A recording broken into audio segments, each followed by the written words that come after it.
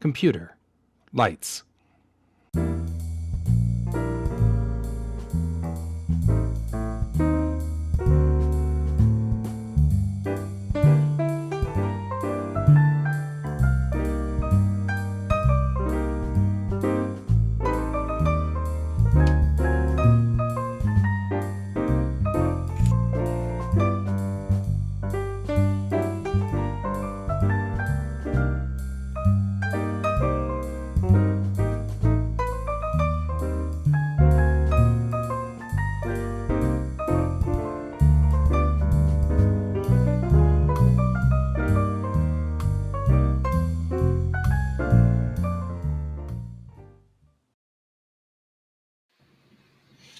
I need to trim that down because I think the end trail where it fades off to black is for 15 seconds.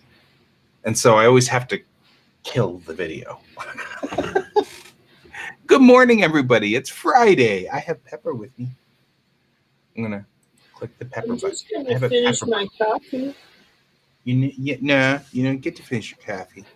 Actually, I get to finish my coffee. I got still a whole lot of coffee. You don't got a lot of coffee. I'm just saying. Sorry. You're like, whatever. It's all right. I'm trying a new flavor of creamer this morning. Yeah. New flavor of creamer this morning. It was hazelnut instead of vanilla. Yeah. I'm starting to think that maybe I should just stick with the vanilla. So, still drinking the chicory coffee. So. Yeah. I got my bougie self over here. I am still configuring Character Animator.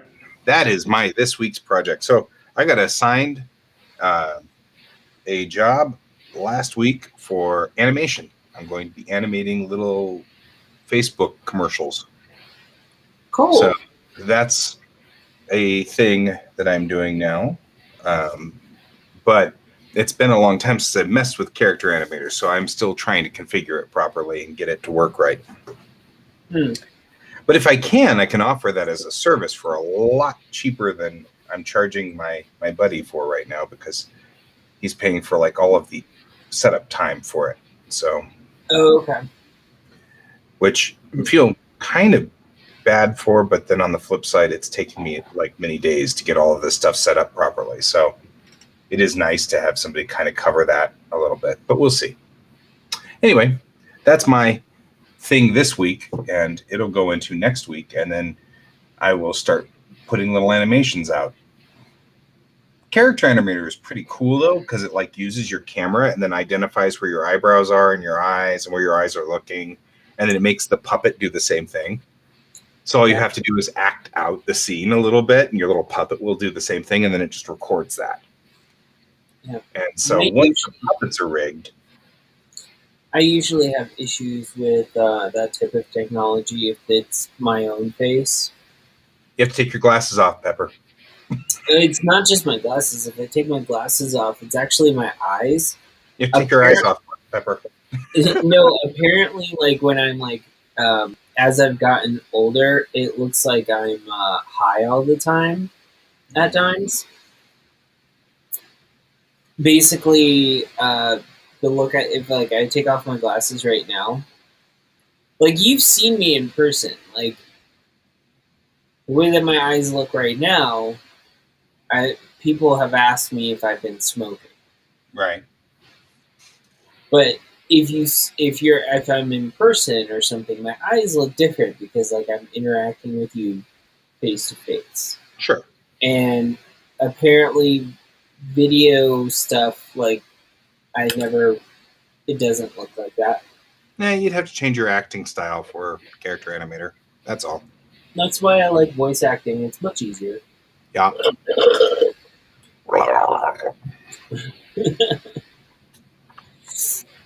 So that was cool because I'm looking forward to that. Character Animator is a lot of fun. I'm hoping I can offer that as a service that I can do for relatively cheap because character animator is character animator. Yep. So, this week, I don't know if I should really call it a wash. It was, it's been very weird this week. For me, art-wise, one of the projects I'm on, a group of us had to get together and do contract negotiations as a group. So that was enlightening as such. Right. And there are certain details that we don't know yet because we have to wait for the company to release them. So we, a lot of it was like making us worry. It's all fixed now, so that's good. They sent everything back off to the company, and we're good. Excellent. Yeah, I discovered that coffee is a stimulant to my mind and makes me work better, and it doesn't have me procrastinate. So for the past 2 days, when I haven't been drinking coffee, it was very noticeable.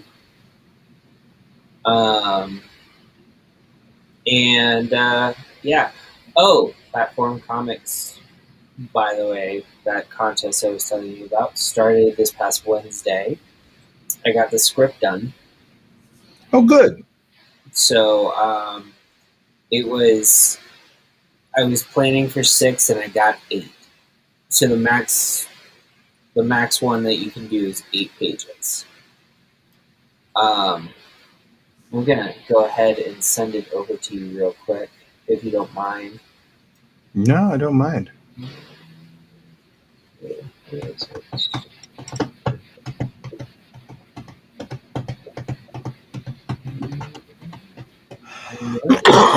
Bless thee, child. Okay, you know what? I'll just open up the pages.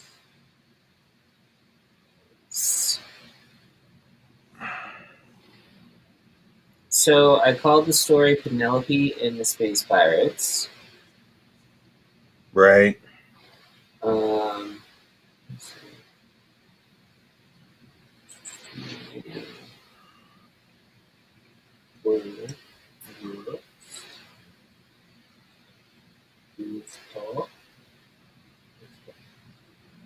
Because you don't have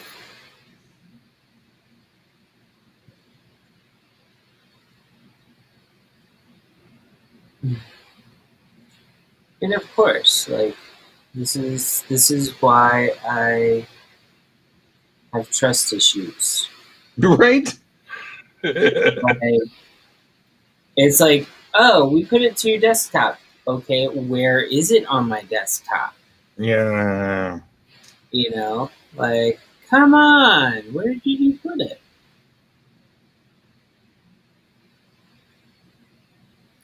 Ah, well, that's not the.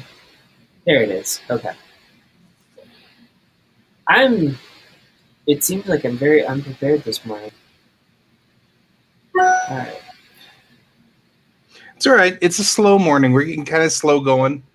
We've got our coffee, but it takes some time for it to percolate into the system. Yep. Do you want your normal, the one that's on the screen, Gaia GS? Yes, you might as well do that, and nobody else is using it. I'm not bitter. No, I'm bitter. It's actually just fine. Urete. All right, so I am sending you over this document, and I don't mind if you read it, if we read it over air or not. So mind you, the this contest is meant to be done in teams, and so far, I don't know of anyone that has the time to actually do it. So I'm doing it right now by my lonesome. Um, and I have until the 26th, so next Wednesday to get it all done.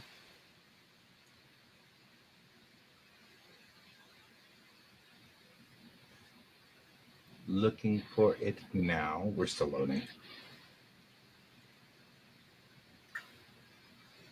There it is. Penelope in the Space Pirate.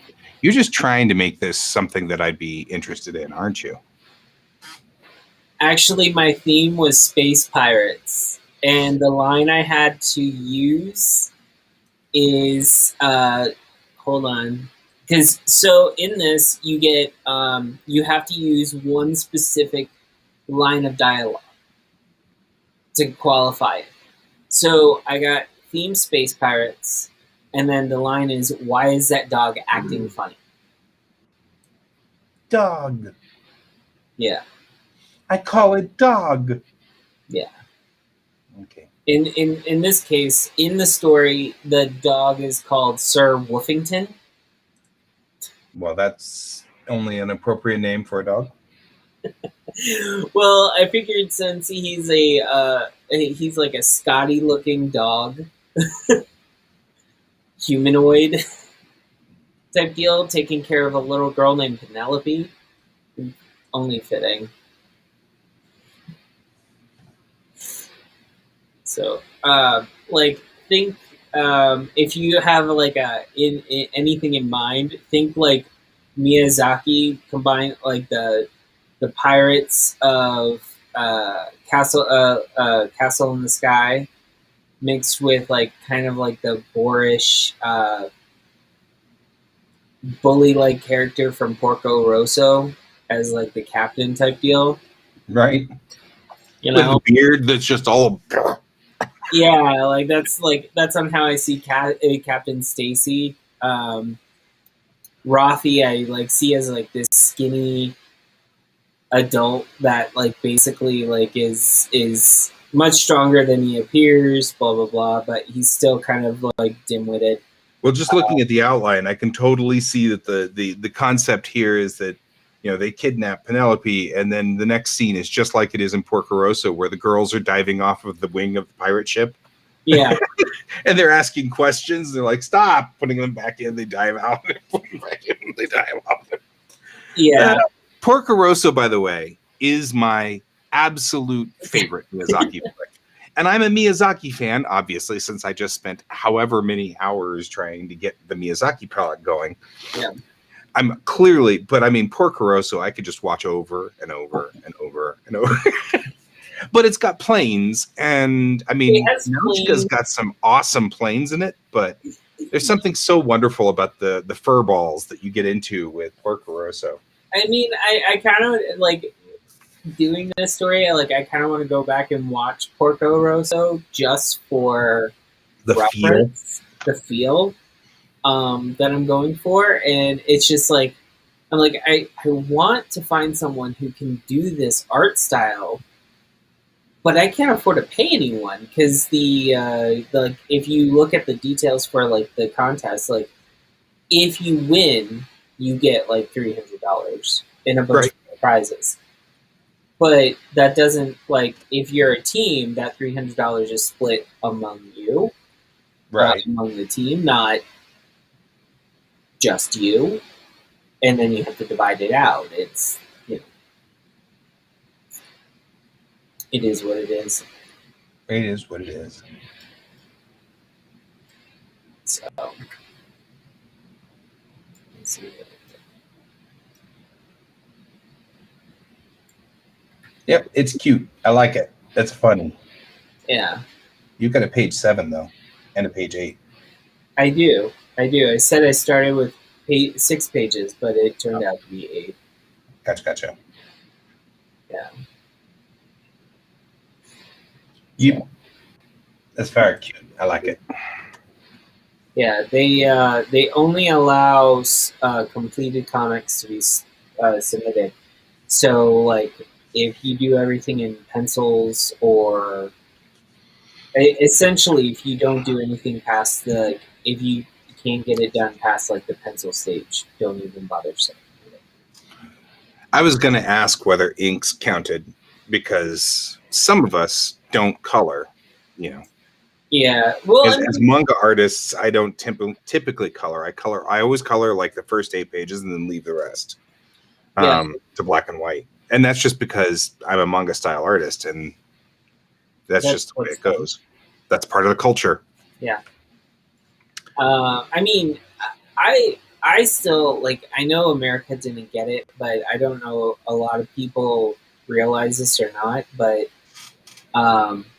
there are excerpts from Mama One Half that I've seen from Romiko Takahashi that literally have like the first 8 pages of the first chapter of the combined mangas are in watercolor or like look like they're in watercolor. In America, usually watercolor. Black and white. Everything's black and white. But their first print run, they had those first 8 pages as color. Yep. And they never did it. They never redid it after that. Yeah, so, I mean it's normal for a manga to be in color for only the first few pages, and then in black and white from that point forward. Yeah.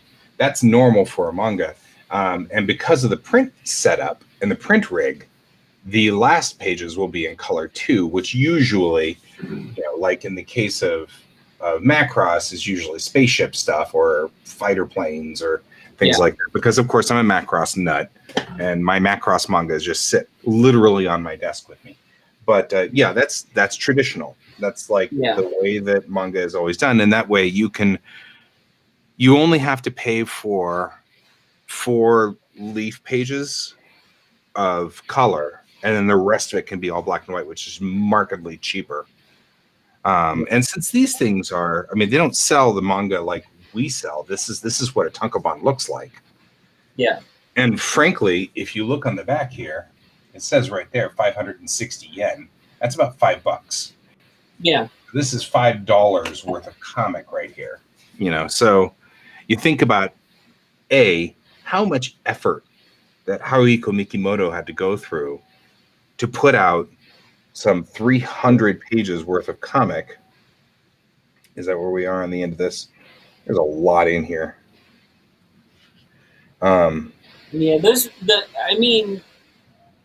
Individual chapters are done weekly, which a lot of people don't realize. Like the last page is 152. Yeah. And yes, they'll put them into the weekly jumps, and that's the thing is like you'll have that came out in Shonen Weekly Jump. But even then, they expect 12 pages in each Shonen Weekly Jump, right? And imagine doing 12 pages at this quality every week. He has a staff now. It's not easy. It's not easy. It's not. I think some of the things are really awesome, I'm noticing. This is, by the way, this is Macross, the original Macross that was Robotech. But it has been, it was recently written. So like 2012, 2013, this has been written. Whereas the original Robotech was written in 1985. So one of the things I find funny in this is things like this. That's Minmay with an actual cell phone, which she didn't have, of course, in 1985, because in 1985, we didn't know what cell phones were. So when they made Robotech, they didn't know what it. In 1985, the closest thing that we had to a mobile phone was either in a car or in the... We're splitting hairs. Yeah, or in the case of a pup named Scooby-Doo, Velma would open up a briefcase and it would either be a portable computer or some type of phone apparatus. Right, but the point that I'm trying to get at was, in 1985, we certainly didn't have cell phones in our pockets. Yeah, no, that is true. She is carrying, of course, a flip phone because in 2012, that actually is supposed to be 2009 or 2008 is when that's supposed to be taking place. So he's backtracked it to about where my kids were when I was there in Japan, which actually makes it kind of cool because he's got the technology sort of placed right where my kids were. And so Minmay is wandering around doing all the things my kids did. Because in Japan, they would carry flip phones and they would put like all these toys on a string to the link on it. And so they had these flip phones with this massive chunk of like toys on the back of it. And I was like, okay, but that was the in thing, especially my girls. That was the in thing. The boys did too, but not as much. There weren't as many of them. I think that fad was here in the United States for a little bit. We picked it up from Japan, I think. Yeah, and it actually originated, I think, from the fact that people started seeing it in anime. Yeah, well, at a certain point, so like the stuff that was being produced that didn't have a manga prior. Yeah, they were like, oh well, that's cool. I like that. Like, let me do that. I want to do that. And so again, cosplaying. Yeah, Crashes pulp culture hard. When and everyone like a lot of people like disagree with stuff in pop culture, and then here in America it's like super weird because it's like we'll have something like that comes from another country and we'll be exposed to it, and we'll think of it as like very neat and fun and we want to copy it. It's like kind of like there was this place in South Florida when I was in high school, when I was living there, and there was a place that saw the Pokemon episode where they talked about Brock making donuts. Well, what he made was rice. They were basically the rice balls. And right. So a donut shop actually made triangle donuts. Nice. You know, like. Well, and I mean, you know, the truth of the matter is you can make whatever shape you want. All you need is cookie cutter effectively things that you put into the fryer with it, so that when it fries, it expands out to the cookie cutter and then stops. You know, right. So you just put like cookie cutters in there. You could probably make Christmas tree shaped donuts. You know. Yeah. It's a matter of trying to get the right size for it, so when it puffs, it doesn't press too hard, or it doesn't get too small, so you end up with just a little ovoid inside your cookie cutter. But like they also did like, you know, where you would see the rice, where you'd see rice balls, and they would be putting pickled plums in to occasion. So this same company would put like maraschino cherry in the center. Mm-hmm. You know, like, and it wasn't really from like a cultural appropriation thing. They were making something that kids gravitated towards. They saw on TV. So, like, they're just trying to get kids interested in their food. And I understand that part, but, like, now looking back at it, it's like everyone would, like, cringe at that. Like, it's right. Like, there are some people who would basically be like, oh, that was wrong. And I don't even know if they're still even open and operating. So It makes sense. So it's interesting. It's always kind of interesting. The big thing that I was doing this week was that I was working on the deck plans of the Kitty Wake. I know I'm going to spend a good portion of my comic on the Kitty Wake, and so I wanted to kind of get an idea. It started with, how big is that ship? You know, is it, because originally when I built the ship, I was like, gosh, I'm just going to put all of their quarters in one room, and everybody can just share this big open room. And I started looking at it, I'm like, well, that's not going to work at all. You know, I'm like, we don't have enough room for food on board the ship. Yeah.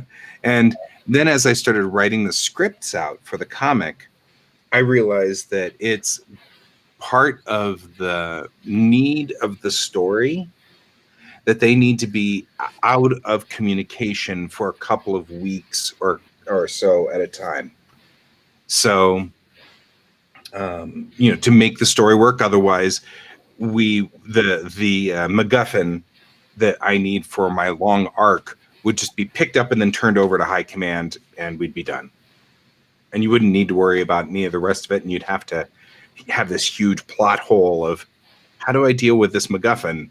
I want the MacGuffin to start the story, but if you pick up the MacGuffin and then your commander just goes, okay, well, Admiral so-and-so, here's the MacGuffin, bye, So I had to come up with a better way of dealing with it, and what I ended up with was entangled pair communication is where you take and pull two atoms quantumly apart, but they can communicate with each other quantumly, no matter how far apart they are, which is fine, but you can't have one on every ship. You can only have one at phone booths. So there are phone booths at certain planets where you can phone home. And so they're going out into the boonies to do a patrol, which is where they pick up the MacGuffin. So they pick up the MacGuffin right off the bat in their little patrol, and they're like, well, fine, we'll just keep the MacGuffin here on the ship and wait until the next phone booth when we can phone home. But that meant that I needed time for the crew to sort of decide they needed to take the bait on the story and go. And so what I did was I had to spread that MacGuffin out, which meant 2 or 3 weeks between each phone booth was sort of where I was when I built the story arc. Which meant that the Kittiwake needs to be able to have everybody on board, do all the normal things for a month at a time-ish, give or take. So that meant you have to have a rec room, you have to have a place to run around, you have to have, there's like stuff you have to be able to do. You have to have holodecks. And right. You need to have a little tiny space farm. Right. You have to have all the things inside there. And that pushed the size of the Kittiwake up a little bit. She's now 4 decks high, which it's not bad. I mean, she's still a small ship. But as far as an aircraft, she's a big airplane. She's a small spaceship, but she's a big airplane. And since she's atmospherically compatible, she's supposed to be able to fly in the atmosphere. That makes her a really big airplane. Because she's about the size of a U.S. Navy destroyer now. So, she's not and instead it's like an airplane that big. That's a big. Well, I guess it's kind of like if you reference Star Trek for a little bit, take the Enterprise. The Enterprise is shown going into the atmosphere right planets before. And Donald's making a good point. He didn't say Voyager. I just read Voyager because Voyage. Yeah, Voyage. But Voyager is atmospherically capable. The Enterprise is not, but Voyager is. And that's what I find weird, because there are times where they show the Enterprise going into the atmosphere, but then I'm like, there's like 30 decks or more on the Enterprise. Like, even in lower decks, they say they make comments like there's always more than 15 decks on those types of ships. And I'm like, Plus has fewer decks because it does only I think have 16 decks, but still. And then but Voyager only had like 16. Yeah, it was like half the amount. Their crew size was like a quarter of what was on Enterprise. And we're talking about the Enterprise D. We're not talking about the right. Yeah, I'm not talking about the original. Constitution class only had 430 on board. The Enterprise D has 1,000, and that's a big jump. Although for her size, those 1,000 people, it would be like a ghost town. They must be filming in like the Nexi of all of the ship's pieces, because there's a great video out there that somebody had made on YouTube where they show how many 1,000 people would be if they stood, half a meter apart, lined up in rows. They would just fit literally on the words, USS Enterprise on the bow of the ship. All of them. Yeah. 1,000. Because the ship is so huge. It's so massive. and like that's like when people sit there and tell me like, oh well, I mean, and I do know I just saw Donald's response. The original Constellation class was atmospheric capable, and I do remember seeing the original Constellation class, and I liked those. And then when they updated them, I didn't like them as much. Right. Um, So the Constellation class, though, that was the Stargazer. yeah, So I don't know. I didn't know. I mean, unless he means Constitution class, because the Stargazer is Constellation class, which he might have meant Constitution class. And if I always, so, the only part of the confused a Constitution little class that I myself. knew of that was atmospherically compatible was the saucer in an emergency saucer separation. And even then, it was only atmospherically compatible in the space shuttle sort of. Yeah, he means Kirk's ship. Kirk's ship. Constitution class. It was only compatible. So I always felt that Star Trek ships were not necessarily atmospherically compatible so much as they just powered their way through the atmosphere. You know what I mean? There were no flight surfaces. You didn't use the wind to your advantage. You just powered your way through, kind of like the way we would wade through water. You know what I mean? We go out and just wade through the water. You know, but we're not swimming. We're just walking through the water, you know, and I sort of envision starships being able to, I mean, they're pressure sealed, so the atmosphere is not going to get to them. You know, it's not going to be a problem there, but they've got no flight surfaces. So they go up and down on the planet by just adjusting their engine power, you know, so it's not like they're swimming. So, Right. Well, in the movie, it was built on a space dock in the planet. In the movie Star Trek 2009, Yeah.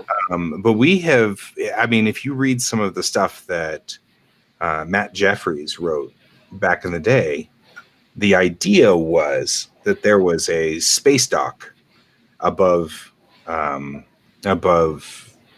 San Francisco that they launched all the pieces up and then assembled them in orbit because it was easier to deal with. And I think in the newer movies, They decided to build her on land in Iowa. Alternate, they use nanotechnology to create them in space directly. Which makes sense because I think in 1964, when they first started putting this thing together, nobody knew what nanotechnology was, and nobody would have thought. And Jeffries is looking at this thing with spindly arms holding up these huge nacelles, and he's sitting there thinking, on a gravity planet, that's just going to tear off. Those things are going to fall down. Jeffries was a flight engineer at one point in time, so he understood the concepts of all of these things. And so the difference between 64 and 2006 is pretty big as far as what we understand as far as, you know, unobtainium technology. So I totally am willing to go with that. I also know that for J.J. Abrams' concepts, he wanted some reason why Kirk, who lives out in the middle of Nowheresville, Iowa, would trip over the Enterprise, you know. And so I kind of like that conceit that they made there. It did change canon a little. But again, nothing in canon, nothing on screen said that the original Connie was built on the planet or wasn't built on the planet. It said San Francisco shipyards on its plaque. Yeah. I mean, and I still like the fact that they kept Kirk cheating on the Kobayashi Maru. Yeah. Like, I'm sorry, like, everyone's like, he did that in the movie. Like, if they're young and they never saw the original one, and I was like, if you watch the original one, it's adamantly said in the very first season that he cheated on it. Like, he cheated on it. He says it in Star Trek 2. What's even funnier is there are cool callbacks in that scene. Yeah. If you watch Star Trek 2, Kirk is sitting in the Genesis cave and he's eating an apple when Savick asks him how he managed to beat the no-win scenario. And he said, I reprogrammed the simulation. I don't like to lose. And he pulls out his communicator and says, Spock, it's been 2 hours. You ready? Right on schedule, Admiral. And he's got the apple in his hand. And if you watch him beat the Kobayashi Maru in the 2009 movie, he's got an apple in his hand. He sits there and goes, pew, pew. And I'm like, see, that's a nice callback. I actually didn't mind the 2009 movie or that Star Trek Beyond one. Those two movies were good. Yeah, I mean, I think what it is, like everyone, if you have an issue with that, it's because it kind of changed the original storyline by having Kirk's father die in a different manner. Right. Well, that created the Kelvin timeline. So I'm okay with that. That worked really well. Yeah. Makes total sense. It split our timelines up. So, William Shatner's Kirk still existed and Chris Pine's Kirk coexist. And I'm okay with that. That works. And I think a lot of the times, like, I think we have a lot of people that get very nitpicky about the differences in it and stuff like that. But you know what? If you just watch them for entertainment value, it's great. It is pretty. And it's pretty, and it was fun, and it was a romp. And I'm actually, I didn't have a problem with 09 or Star Trek Beyond. And we don't talk about that middle one. No, we don't. But at the same time, what I was originally getting at is that I do know that a lot of the technology that you're using is like kind of like stuff that we have right now combined with Star Trek. So it's a different type of technology. In my mind, that's what I see you combining. So I find it like fun. Some of the stuff that I'm like looking forward to seeing. Yeah, getting back to Bellatrix, the Kittiwake actually has flight surfaces. She's got wings. Yeah. She actually has flaps, elevators. She's got spoilers. Right. The bird of prey.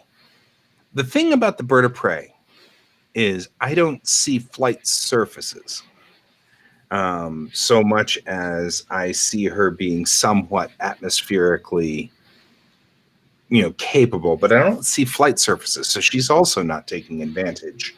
And we're not talking about the bird of prey that is essentially the Romulans, right? No, we're talking about the Klingon bird of prey, which is okay. You can't see it. She's over there. The one that has the command deck and then a long neck and then the body and then two wings with the guns on the end. Oh, the penis spaceship. Got it. The penis spaceship. Ooh, the penis spaceship with wings. Yeah.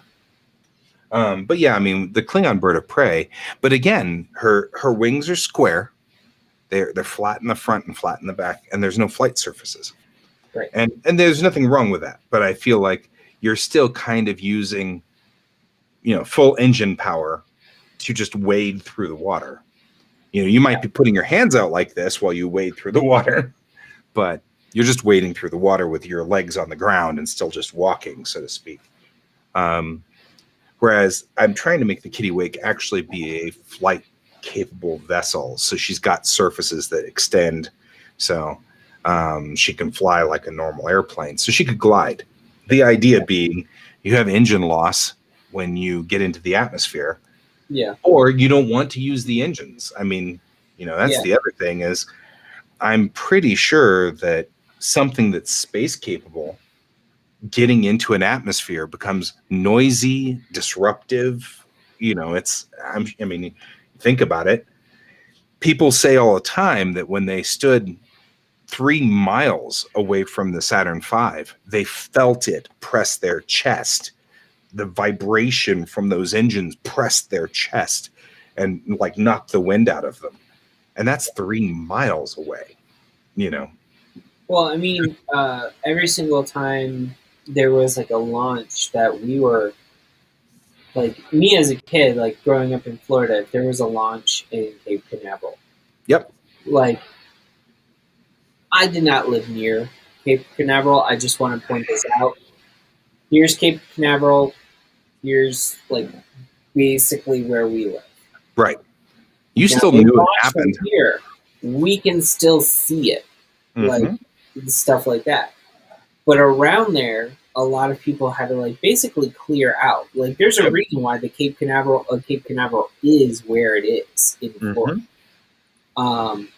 They wanted to go souther, but they couldn't. Yeah, but like, say the Kittiwake was actually built to go onto a planet, you would have to find a massive amount of area to accommodate that ship. Right. And I think that like what you're describing, it's like you would have to probably have like something the size of Texas. Like, you would have to have a spot on the planet the size of Texas in order for it to land safely and no one be injured. Mm-hmm. Yeah. And I think if you're dealing with populated planets, that would be very difficult. Sure. And it'd be more aggravating because, we've got to land 60 miles away from the camp because we don't want to disrupt the camp.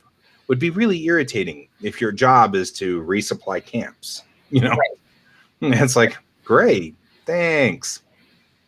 No, but this is what I would do. Hey, Colton's joining us. Oh, yay. Colton's gonna join us once he gets his camera on. But, all right, Colton's on board. Now we got Colton. Woo! And we got Colton without sound, but... Good morning. Can you hear me now? Yep. Yeah, I can hear you. Okay, cool. Good. So, absolutely, Donald. That is one of the things that I think people misunderstand about space a lot. That is fact. Which is atmosphere travel. Like, why did the space shuttle have sonic booms and things like that? And that's because holding orbit requires a lot of lateral movement, which people don't get. Like the Virgin Galactic ships, they're doing all these Virgin Galactic ships now, and none of them have heat shields. And everybody's like, well, what in the world? How are the Virgin Galactic ships going to survive if they don't have heat shields? And I'm like, it's because they're never going above Mach 2, because they're not orbital compatible. They just go up and come back down. In order to stay in orbit, you have to be going like 14,000 miles an hour this way. Yeah. In order to hold orbit. Well, my thought is, the Kittiwake's got super powerful engines, space engines. She just comes along, gets into orbit, and then she's like, oh, it's time to land. So she just stops and then drops. There's no reason for her to burn through the atmosphere. So there wouldn't be any need for sonic booms. She wouldn't have to do the S curves. So the space shuttle used to come into the atmosphere like this, and it'd put the heat shield in. And then it'd do what we called the S turns, and it would turn sideways like this and burn through the atmosphere, and that would slow it down. And then it would turn sideways and it'd burn through the atmosphere, and that would slow it down. Because it was effectively just putting the heat shield straight into the wind. And that's what it would do in the upper atmosphere before it got anywhere near. It was doing all of that like over Texas. That's actually what happened with Columbia. She burned through at that point in time during one of the S turns.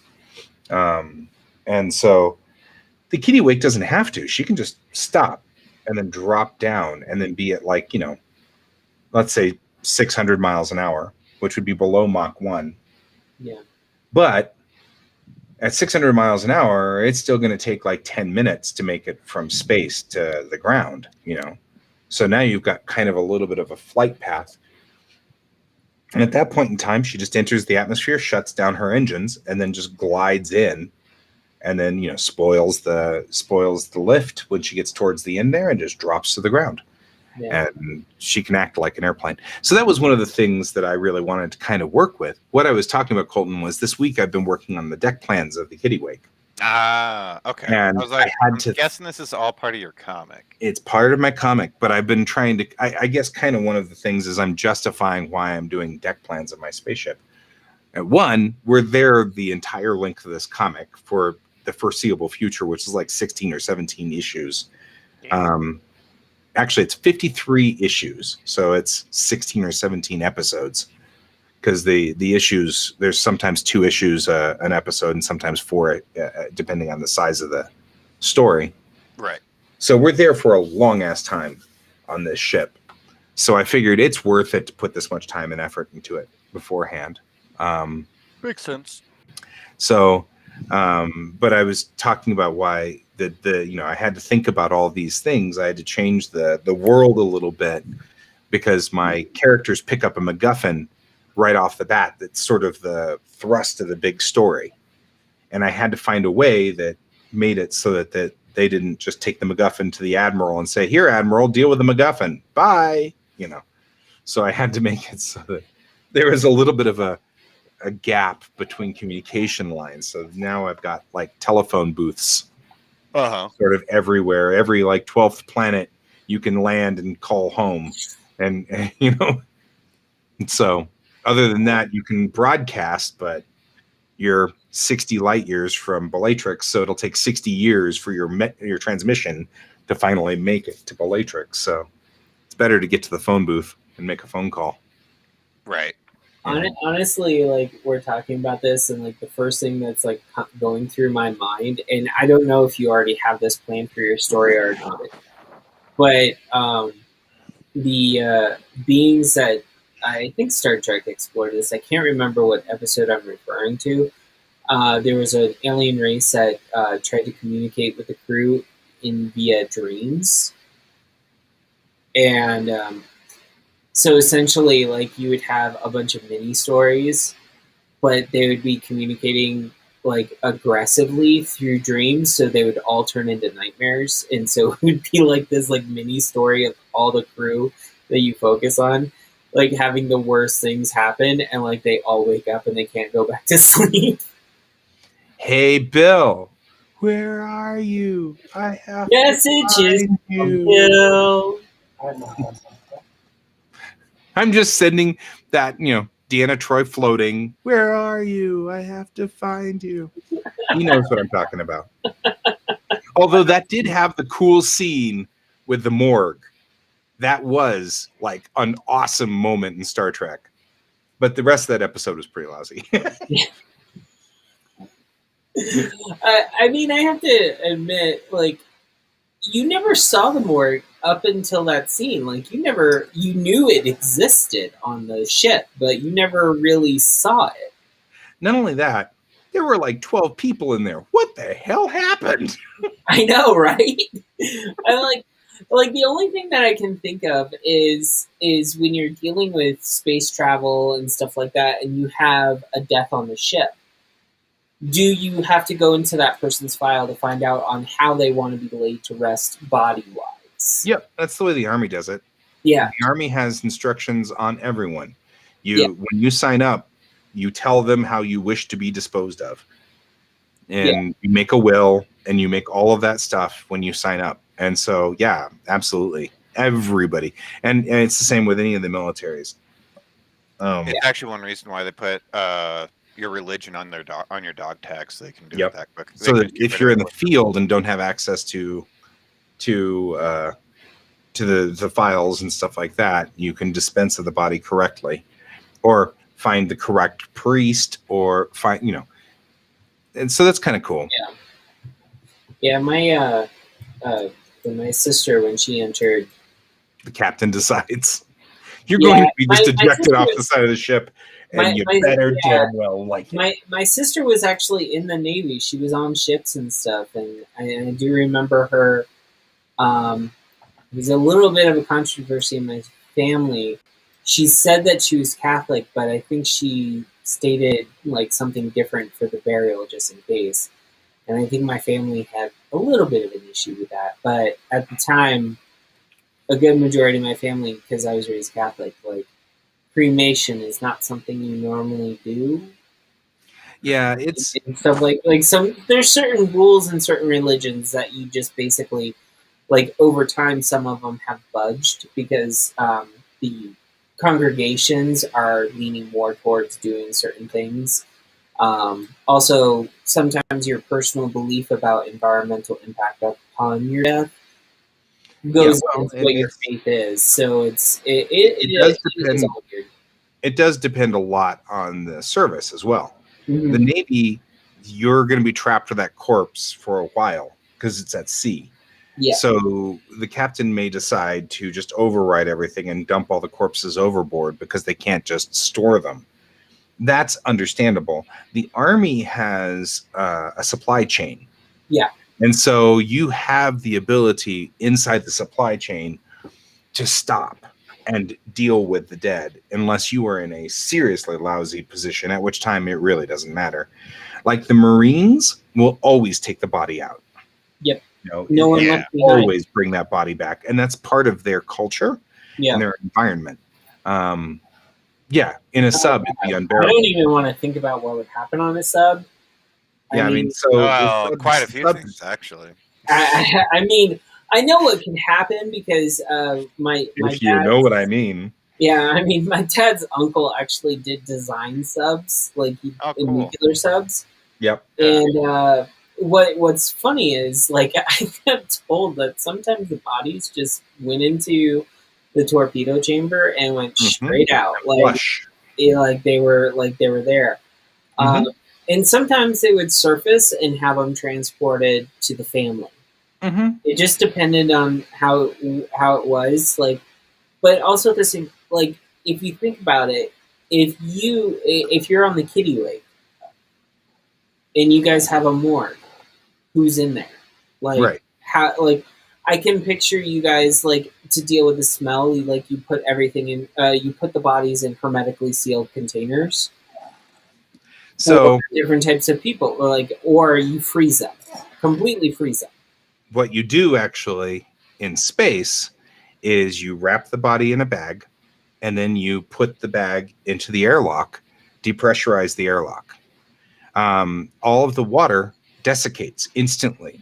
And within 10 minutes or so, you can bring the body back inside, and you can actually, at that point in time, they're freeze dried. They will do nothing at that point. There's no way. Yeah. Right, exactly. It's totally, I mean, using the torpedo chambers was a thing that we did in Star Trek. Obviously, they burial at sea is by putting them in an empty torpedo casing. Yeah. But I just read the Lady Astronaut series, which is an alternate timeline history. So starting, the premise is that a meteorite hits Earth right at Washington, D.C. And in 1950 something, right as the space race is beginning, and the world changes. So the timeline alters to the point where they build an international space program to get as many people to Mars as they possibly can, because the wreckage from that meteorite is causing the planet to first go into a nuclear winter and then immediately go into a greenhouse. So it was running into a runaway greenhouse. So they had about 50 years to get to Mars, is pretty much what that story is all about. And it's called the Lady Astronaut series because the main character is a woman who was a pilot, and she was flying at the time that the meteorite hit. But her husband is the head of the space program because he was the only one left alive, because it wiped out the eastern seaboard, which included Cape Canaveral. And so the only people who were there were the people who were in Kansas at the time, working on with Werner von Braun, trying to get the early space program running. So it's fascinating. I really like, by the way, I really like the designs that came from that man. I really do. Yeah, Werner von Braun. I'm laughing at Donald's torpedo joke. Yeah. Messages from Bill. Guy, in your universe, do you have energy matter conversion systems, replicators, and such? I heard half of that. I'm sorry. I turned up the volume just now. Oh, sorry. You have computers in your universe. In your story, do you have energy matter conversion systems? Replicators, teleporters, that kind of thing, yes. So depending on your post, whatever situation your people got through to get to where they are, whatever their culture is, they could just take the bodies and convert them to energy for use later. The replicators. You don't want to waste water, right? Right. Well, and that's the thing. That joke was just made in Discovery.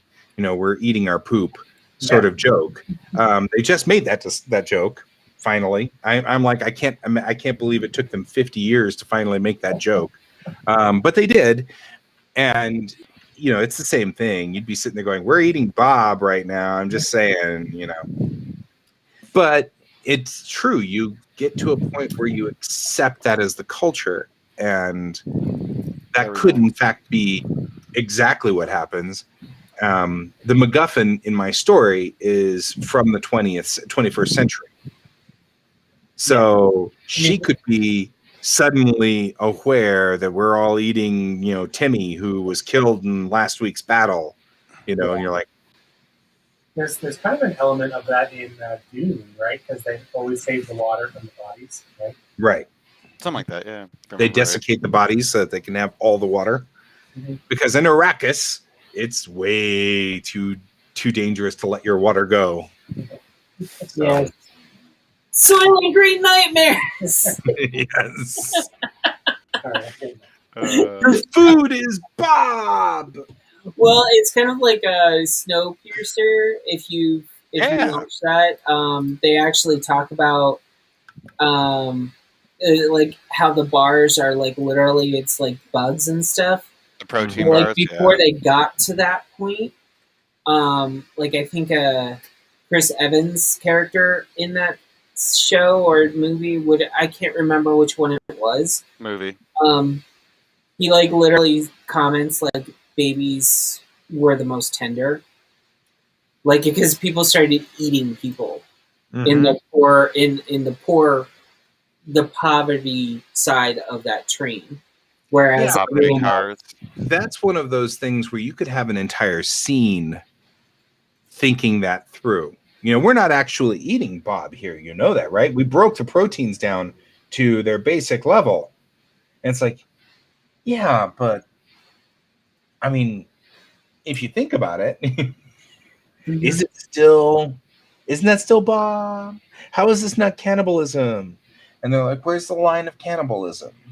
It's like, where is that line? Mm-hmm. And that's an interesting thing to explore. So I will now write that into my comic. We're going to talk about where is the line of cannibalism. And the MacGuffin's going to bring it up. Because she comes from the 21st century. Yeah. She comes from today where we only eat cows. Yeah. We eat cows, we eat chicken, we eat turkeys, we pretty much. Yeah, well, that was I'm making a point. There's some people who list all the animals that we eat. So, but yeah, I mean that's like a thing. Yeah, and I agree with Donald's comment. Like, well, yeah, I mean, when you see an active role in government covering something up like that, it's kind of like, is it really like a behavior that we learned over time, or something that was forced upon us? Like, are we forced to accept this because there's no other alternative? Right. And I think that's where it becomes like, is this truly cannibalism by choice or by force? And you have to make a decision. Yeah. So, right. Bill's looking to say something. I've always said, God help any alien species if we find out they're tasty. Yes.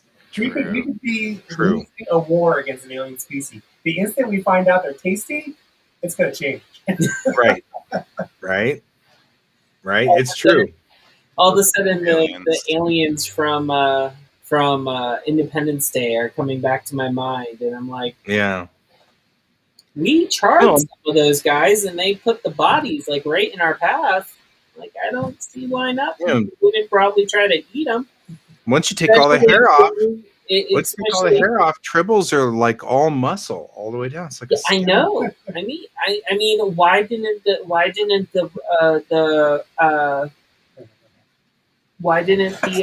their natural enemies discover? You mean the oh, come on, what are they called? The ones with the long legs. Yeah, it's that's a joke from Trouble with Edward, which is a short trek. But yeah, it's apparently natural enemies didn't discover that they were tasty. Yeah, the natural enemies found out that they were tasty, and Glomer. They're called gloamers. Yeah. It only take me a second, and Yeah, I got I was like, I couldn't remember the name, but I knew that they had another animal, like another animal species that was against which was a them. predator. So The yeah, trouble with Edward was awesome. But yeah, Edward's like, after you shave them off, they're muscles all the way down. It's kind of like a scallop. yeah, And everybody's like, so anyway, yeah, but here's the thing. We put the humans in a bottleneck in my story, like 500 years prior to the story. You know, you put them in a really tight bottleneck where, you know, they had to flee Earth. I'm sure they didn't grab cows on their way out, and they didn't grab chickens on their way out. So there's going to have to have been some concept of, you know, they can pick up the resequencing and reproteining from the other aliens that saved them, from the other races that saved them. But, you know, they're going to have to figure out over years how to make chicken again and how to make beef and things like that. But they are resequencing their food. And like one of the races is silicon based. So you can't resequence it easily because it's silicon based, you know? yeah, So you know, once a Najor dies, there's nothing you can't eat the Najor, you know? So it becomes one of those things. You're like, huh, like things you have to think about because food will become a big problem in a big hurry, you know, especially for, I only saved 65,000 people, you know, from the earth in the initial part of the story. And though that sounds like a whole lot of people, it really isn't, you know? And so but you still have to figure out how to say, you know, feed 65,000 people, and you've got to figure it out in the next 8 hours, you know? yeah. So It's gonna like, be rough. I mean, unless you brought like pretty much, unless people brought chickens and ducks and cows and all of that with them, it's very very difficult to get the livestock back.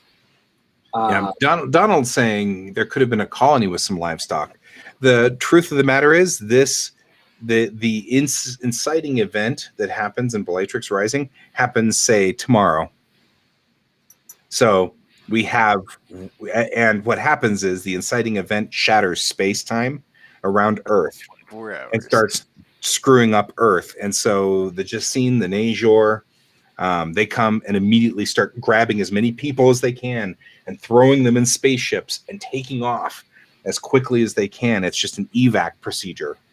So yeah, you'll probably end up with a couple of cats, a couple of dogs, you know, whatever people could carry.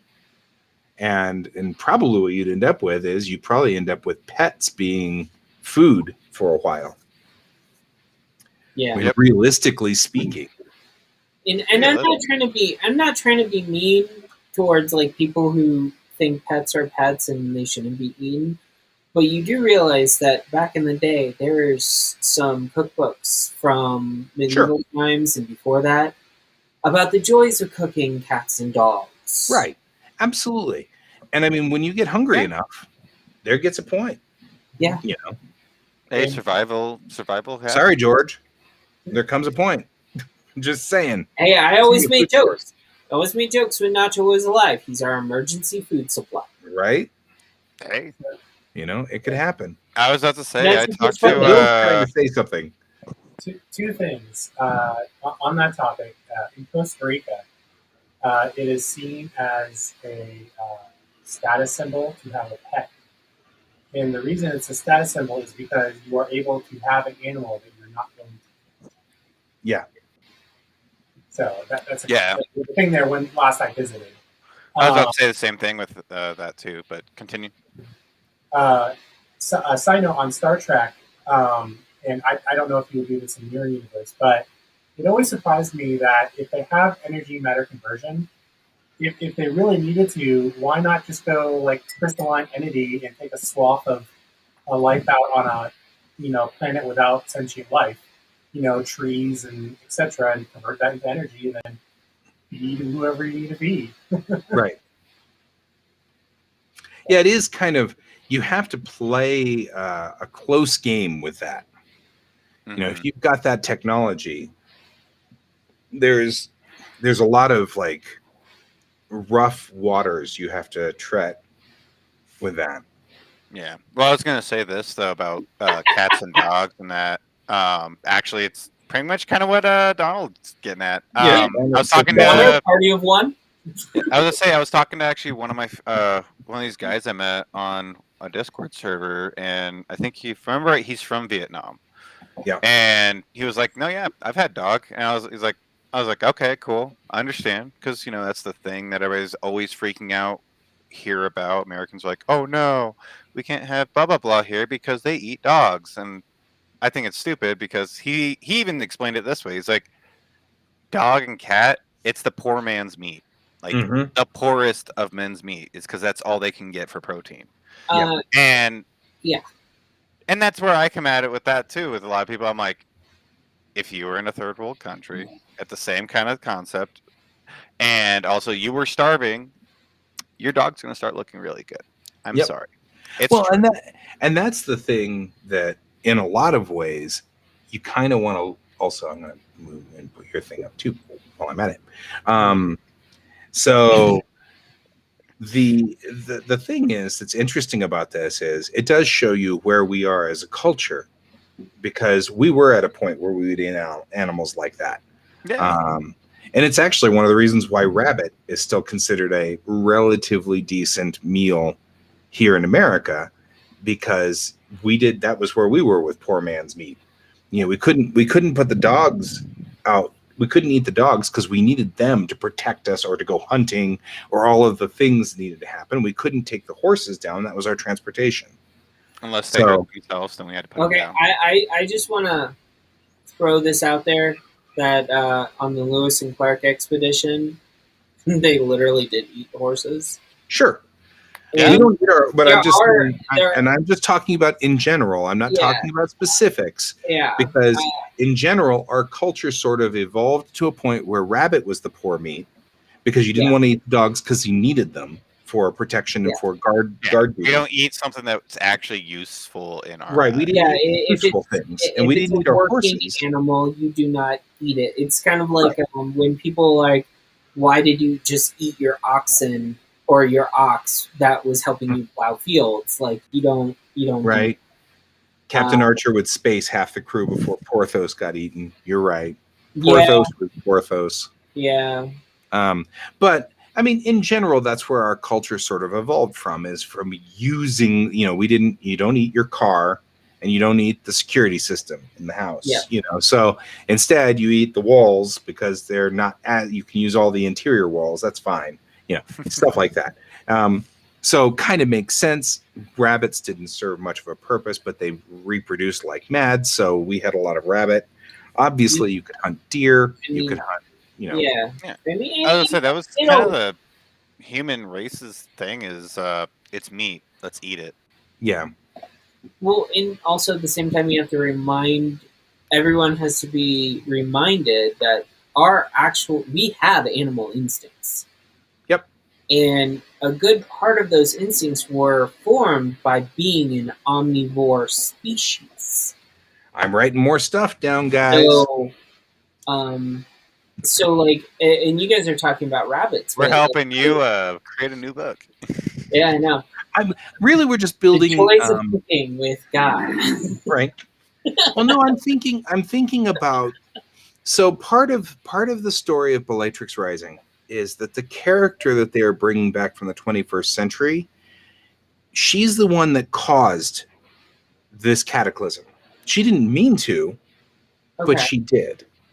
And so because of that, she's now showing up 500 years later, and for plot reasons, and I'm not going to actually go too deep into this, but for plot reasons, she's showing up 500 years later, and she has to catch up. And one of the things she's catching up on is, what the hell happened to the world? What happened to the universe? What did she do? And this is going to weigh heavily on her as a character, because that's a big deal. I mean, you think about she's going to somewhere read the transcripts of the first colonies, and when she does, it's going to be, we had to eat Fluffy yesterday, and she's going to be horrified, and all of a sudden it's going to be like, what? Well, they were reduced down to, some people would have brought their cats and dogs with them when they were when they escaped. So there wouldn't be any like large dogs. You wouldn't really have the big dogs necessarily. So you'd have a whole bunch of Chihuahuas, and and then whatever cats came along, and and so you'd end up with like this weird guinea pigs and rabbits as well. Yeah, some people would take rabbits, but I mean, once people realize what's going on, and I am sure that you'd have one or two people who would think to take a chicken. And once they do, you'd have like 3 chickens to run DNA samples from. And that would be it. And you would have, and they weren't smart enough, so they brought roosters. Right. Or whatever. It would be like... Well, it kind of goes back to the cloning technology that I was talking about with one of those shows where, people who can't produce children naturally and they have fertility issues, they take some of the stem cells from one parent and some of the stem cells from another parent to make a new child. And if you have a bunch of hens, you're never going to get a rooster again. Right. Well, because the eggs are going to just be cloned pretty much between those 3 sequences until they start developing. Because it takes in genetics, female genetics tends to slowly morph and change over time versus if there's an active male component, which changes them every single generation. Mm-hmm. But I mean, that's a thing. Now we're adding to world building that we're talking about. One of the things that I had talked about this last week. In world building, one of the things that they were talking about was you don't want to build every single football team, but you want to have a football team. Yeah. Because you want a throwaway line to make sense when they go, hey, the Snurgleblats won last week. The Snurgleblats. I love it. And it's like you want to have the feel that there's a football team or whatever. But you don't need to put all 60 of the, the expansion teams, and you don't need to go through the history of, how this team, cheated in, 23-33, and ever since then they've been called the cheaters, and you don't need to put all of that stuff in. Yeah. You do need to have one. It just also depends on what your topic is. Like if you're doing, like for you guys, you're doing a space story. It's a space opera. A space opera. You don't need to be like, that's where that whole football team kicks in. Part like, right. The football team's not about the story, but you can have them in like the background, like playing on a TV screen or something like that. Sure. And then like later on, you can have. My mind went to Gears of War. If you ever played that game or know what I'm talking about, there's a character called Coltrane who was a football player who now is a military guy because of how the world works. And he's just this big dude that loves, like, he tackles everything because that's what he knows. Right. And it adds like just a little bit of tangibility. Yeah. But what we're now talking about here is a great thought process, because now when they go to the McDonald's, whatever is their equivalent of McDonald's in the future, that they're not going to have beef hamburgers. It's going to be something else. And it might be, it could be Soylent Green. What Donald just put up there, you could find another planet. Buffalo, deer, right. Buffalo or deer or something equivalent to our original livestock on another planet. Oh, yeah. Speaking of that too, but I mean, like humans are very resourceful when they're hungry. I've been to plenty of farms. I have a few family that own farms and cattle and all that. Like, you don't know how you break a kid to realize that? Well, you have a calf, you keep it going. You're like, hey, where did Billy go? And then they're just like, Billy's a good burger, and they just start eating it in front of you, and you're just like, well, guess I'm eating Billy. Yeah. Well, I mean, it's kind of like It happens. Me and It me and my happens. sisters, we had chickens. We each got a pair of a rooster and a hen set. We ended up eating my hen because she had her head chopped off by a rooster in a Oh, cockfight in the yard. Don't let it go to waste. Right? Might as know, well just eat it. cockfight got a waste. I just want to point out though, like I'm a child. there are certain things like about farming that people don't like realize. Like there are Yeah. very big truths when you do that. Now, mind you, I think chickens are meant to be eaten. They are the stupidest creatures on the planet. Some of them, they're also the most bitchy as well towards one another as well. But at the same time, like True. we had someone, we have like people like Temple Grandin who actually make it easier on cows to be slaughtered. Yep. Like I would say that the chicken thing. I used to have chickens, and we had the chickens keep laying eggs until they stopped laying eggs. That's when it was like, all right, now your dinner. Yep. It's a cycle. yeah, Well, unfortunately, and that's the other thing is like, when you have a point of view character, which I have, Yeah. who literally is from the 21st century. When you have that point of view character, you can put a lot of this world building through her eyes. Mhm. All they have to do is go to the farm, right? And the farm on the spaceship, the Polaris, and she goes there and they're 12-foot tall spiders, and that's really what we use now to eat. That's your beef for your hamburger, because it turned out that these 12-foot tall spiders were equivalent of beef. And she's like, I'm never eating a hamburger again, sort of thing. Because that's exactly what happens is, you create humans you're absolutely right. They'll find something. Okay. This popped in my head. I'm a visual person, but when you said 12-foot spiders, that's the opening credits of the Flintstones where you have that giant rib. I'm just picturing like this big giant guy eating like a giant spider leg, kind of like a crab leg. Right. Like just like it comes on a giant plate and he's like just cracks it open and right. I mean, you could see that. totally see that there would be something, and I will probably find the grossest alien creature I can think of, because it's funnier. Snargleblatts taste like chicken, by the way. What does?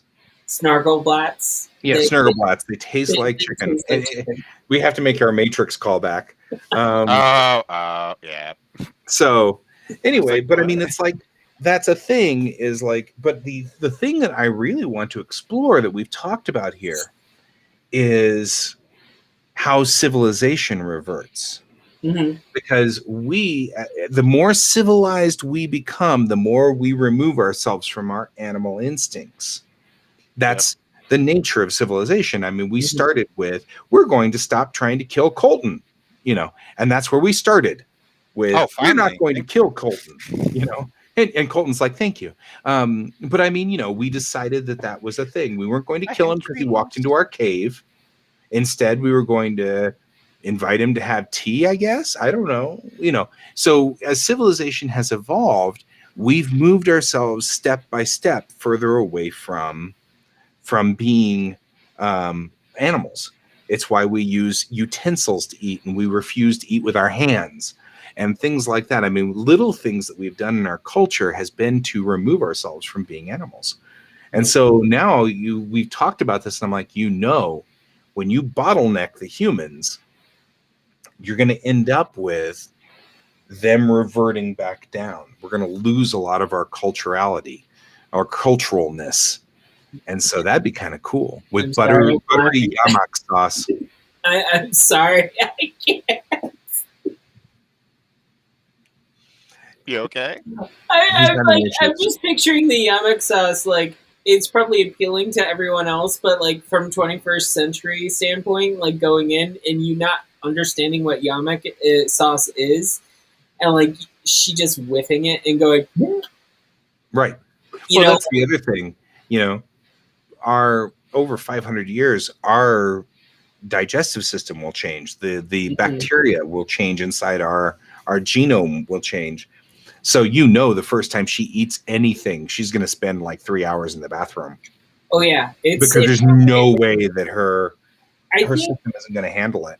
I think if you guys actually have like a farm, like a farm system on the ship, I think you will probably have something easier for her to eat if you guys, if the original human population carried seeds for like wheat, corn, stuff like that, and like rice, like grains and stuff. So then it's easier to produce growing wise in a area where it's possible. Right. So there will be some stuff that she could probably like safely eat, but you're right. Like, But there's a couple of things that this Yeah. is where, when you think about it from a story writing point of view, this is where it's good that we had this discussion. When they first find her, the guys who find her say, we found her naked, she didn't eat anything, and she wouldn't say anything. So we put clothes on her, but she wouldn't eat, and we couldn't talk to her.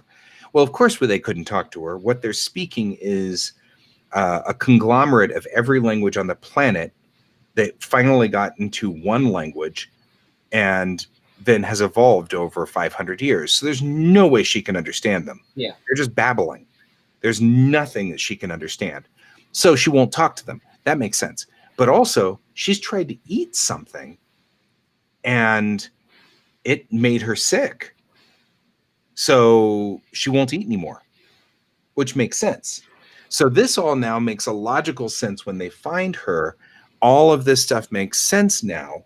The doctor on board the ship, the CMO, can go, okay, once they figure out in the plot, once they figure out that she's from 500 years ago, then they can adjust the universal translator so everybody's speaking, English to her, and B, they can adjust the food synthesizers to make food that she can process, and then slowly start working her through adjusting and acclimating to the culture and the environment, which could be fun.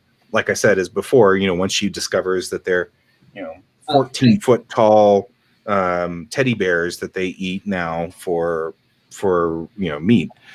Yeah, and Ghost Hand does make a very good point. A lot of sci-fi, science fiction storylines, they do not actually explore the differences. I think that if you are using synthesizers and you're essentially synthesizing poop for those synthesis, she would, like, that character would ingest the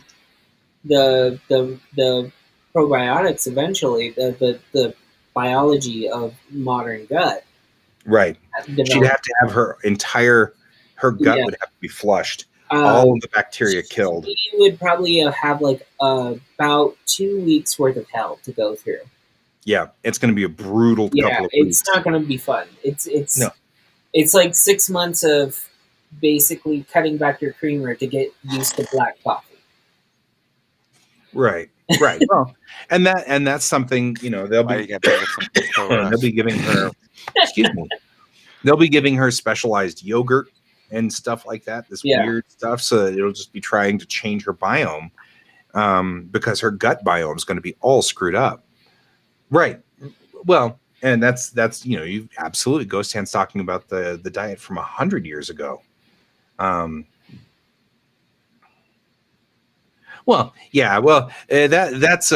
actually happens in real time in the story. So at the end of the first episode of Bellatrix Rising, they all realize what's going on, and it's funny because the AI can hear her and understand her perfectly because the AI will automatically translate.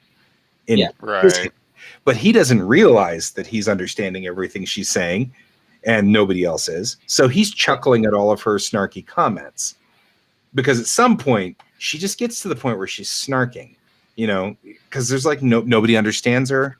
Oh wait, is he having the whole like he can understand her but she can't understand him scenario? Well, no, she's talking back and forth to him, but since she's talking since he's talking in common and in English, Yeah. So he's the one that realizes it, that realizes what's going on, and he's But the AI is translating everything she's saying, but she doesn't have an AI to actually understand it. right. Yeah. So Okay, so the AI is standing in the room, the captain's standing there going, well, what are we going to do with her? And she just mumbles something, and he starts chuckling, and they look at him like the AI, and they're looking at the AI, and he's like, what, you can't understand her? She just said this, that, and the other thing. And they're like, Right. wait a minute, why do you get her and we don't? Why do He's like, you? I don't And know. I Could it think be that you're not tuned in to 500-year-old English? You know. yeah, and it's kind of like I've seen some people talking about this, especially since we were talking about food. I watch a food historian on YouTube. Yeah. And the food historian, like he went into recently, like there's dishes and stuff that, like, there's 3 different translations of Latin that you can call a certain dish. So Right. he called it placenta, and then there's another pronunciation which is placenta, Right. and then there's placenta, Mhm. and they're all And- it's all variations of Latin. But you want to be careful. But you want to be Because careful. one of those goes what you're ugly quick. saying, because placenta in modern English means something completely different, not a cheese-based cake from Roman times. You know, like Yeah, but you know, it's a thing. yeah. But he also delved into eating dormice in that episode. So let's just digress away from that for a little bit. But Ghost Hand and I yesterday were talking a lot about sugars in diets Yeah. too, and things like that. So Ghost Hand, to extend beyond what you were saying there too, I completely agree. The effects have a complete radical change. But I had also said that I felt Sorry. like Gesundheit. Good heavens, trying to kill me there. Cole. That's not coming. I didn't hit my mute button fast enough. That's all right. It's good. I mean, we're just going to make fun of you for the rest of this entire show for that, but that's all right. I'm so sorry. Why would you think any different from us? Anyway, but yeah, I mean, that's a thing that we talked about yesterday. About the COVID isolations and social. Yeah, I actually believe that by the time we get into the Bellatrix Rising universe, there won't be as much sugar in our diet either. Well, if sugar funny cane thing can't about- go with you, in Right, its we already talked 11 about years, Well, we have to keep sugars going, otherwise our brains fail. So Right. there will have to be sugars of some sort. That's what our brains operate off of. again, this is where seeds from like fruits, like right now, I can't do normal cane sugar, so what I do is monk fruit sweetener. Right. There's stevia. Stevia is a fast-growing plant, so if someone brought the seeds of stevia, that can provide sugar. Another thing that has natural sugars are just fruit in general. Sure. So sugar cane might make it orange too. fruits, those have the highest amounts of sugar. Green and yellow have the lowest amount of sugar. You have like a bunch of different areas that you can find sugar. I think it's just Me and my brother we're were going talking to about treat this a it lot, differently in like, a week 500 ago. years. You know what I mean? Yeah. Like in this scenario. And what Ghost Hand and I were talking about was more along the lines of the fitness level of humans at this point in history. And I'm not going to put a lot of overweight people in there, not because body shame or anything like that, but because I feel like mostly in our culture today, we are all overweight or suffering from overweightness because they have put sugar in things that should not have sugar. There's sugar in breads. There's sugar now in like our tomato sauce has sugar in it, you know, and it's because that sells better and it makes for a better product as far as like, you know, capitalistic gains. As far as like, that's where I was going to get the capitalism side of it. It's more, it's not even just that it's the sugars. They're not putting good sugars. They're putting all processed stuff into everything that we have. And me and my brother were talking about this last week, but like people do need sugars. People do need fat. We've, as a society, have been told that like sugars and fats are bad, but people don't realize that you still need that for your body to actually fully properly work right now. well, in the future, after we have evolved far enough past it, could be a totally different scenario. I mean, and also at the same time, like avocado pits. What if you found someone that was just like a really big health nut, and they like got on board, and they had like 6 2 avocado pits in their pocket. Yeah, like they had 2 avocado pits in their pocket. They had like a bunch of seeds from different herbs and plants that they just took with them. They could also bring like mint is a very invasive species of plant. So like they can, yeah, and you can do cuttings of a lot of plants. Where I think we would have some issues is salt, because a lot of people don't realize that we need some form of salt in our bodies. There's no transmission of electricity without it, so right. Our nervous system is not. But also sodium locks water in your body. Yeah, the only known plant that I know of, and I'm sure there's probably other ones, are 2. It's sea beans and cucumbers. They both naturally have salts within them. Sea beans are very salty, and cucumbers are not as salty, but they contain salt within the actual rind. So one of the things that the Ghost Hand's talking about is weight taxes and things like that. First of all, Ghost Hand's a doctor, so I can see kind of the thought process here. I didn't know that Japan did a weight tax. I think that I know societally they kind of look down upon it and kind of like do it in a joking way at the same time, but they're actually more like, hey, you need to lose weight. Like you'll have your good friend come over and just start rubbing your belly. It's like, oh, look at you. You get the but I mean, like when I have my pseudo daughter over here, I mean, she spends way too much time worrying about her weight. Yeah. And the thing is that she's got Korean blood in her, so she's tall, very tall. And so she freaks out about getting over like 40 kilograms. Yeah. And I'm like, yo, dude, you're almost 2 meters. You need to stop because you're getting on the anorexic side because that's too low. And you know, she's having this fight over, because of course also she's a teenage girl, and all cultures pressure teenage girls into being slender, but she is not overweight and she needs to stop being freaked out, and she makes me mad and makes me want to on the head. Well, but I mean also in that sense too, a lot of people like when you hit a certain height don't realize that 160 pounds for a person at this size to 160 pounds to a person this size is actually now starting to be unhealthy, because you're too tall and you're becoming way too slender. Right. Where and you that's the fight she has. Yeah. There's she also trying to get down to 40 kilos, and I'm like, you'll never get to 40 kilos. Not at 1.9 or 1.8 meters, which is what she's at. There's also another thing that a lot of people some doctors are actually saying that it's that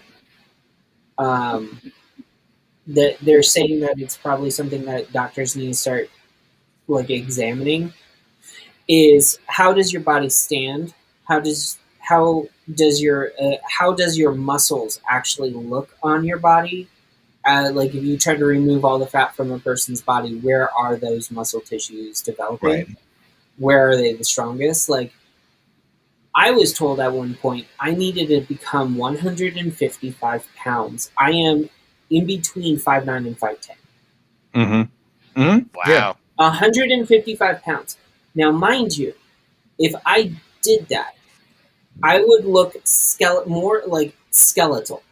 Yeah, sure. I would look really weird. And I mean, you know, doctors aren't the end all be all. They don't always get it right, and I get that. Yeah. I had a wonderful doctor. I came back from Japan, and I had been watching my weight in Japan, and that's one of the reasons why I do everything in metric, is because, of course, Japan doesn't register American English system at all. So, and I figured when I came back from Japan, really, there's only 2 countries in the world right now that deal in the imperial system anymore. And so I'm like, I'll just start working in metric. It's much easier to deal with anyway. But I knew where my weight was when I was in Japan, and I came back and I said, I wish to get down to 80 kilos. And she looked at me and she said, "You're a middle-aged man, 90 kilos." And I was just so impressed with her that she could do the math in her head, going from what the weight was in. Don't ever trust professional blindly. Word of a dentist. Right. Says our resident medical expert here, who is indeed. But I thought it was really cool of her to be able to do that instantly thought process and go, not 80, you're looking at 90, and be realistic on that one.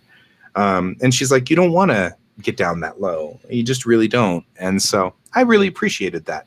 I appreciated her being able to instantly think in metric, because I'm like, I'm sorry, I only know my weight is in metric.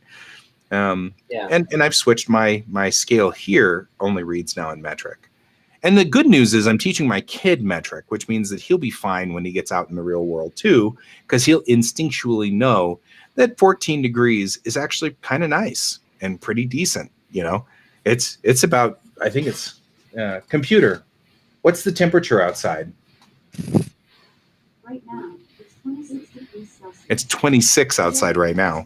And it's going to get up to 27, it says. So you do Celsius on yours? Interesting. I do Celsius and everything. It also helps when I have imported kids from Japan. Imported because kids.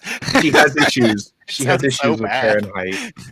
It sounds so bad. I know. Kids from That's Japan. why I say it. I love it. I do. She likes to stay here. She likes to stay here during the summer.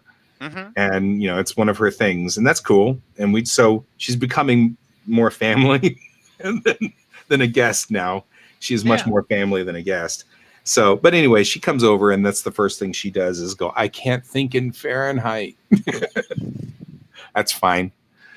So I switched everything over, and it made it easier for her, but it also makes it easier for my kid, because he hears Fahrenheit everywhere else. And then here in this house, we run in Celsius and stuff. The good news is my wife also worked in Japan with me, so she speaks fluent metric as well. So I found it interesting. I did talk to one of my cousins who live in Canada, and she was like, yeah, sometimes like going the speed limit is a little bit difficult because she had a Canadian car. So it was in kilometers. And she was like, yeah, sometimes you have to like really think about how many kilometers you can go. So like, sometimes like she would, if she didn't want to think about it, she just went the speed that everyone else was doing. That's actually safer. That's actually safer to do it that way. It's totally safer. Yeah. I mean, the thing about KPH is you look down on your speedometer and you're like, I'm doing 100. Oh my God. And it's really only 60 miles an hour. Yeah. Like, well, okay. Yeah. She was just like, yeah, it's a little bit, it can be a little bit like, sometimes you just don't want to do the math. Donald, I'm going to write down some of those things. So I wonder if they would ever get green beans, peas, and corn. I'll bet you we'd have something.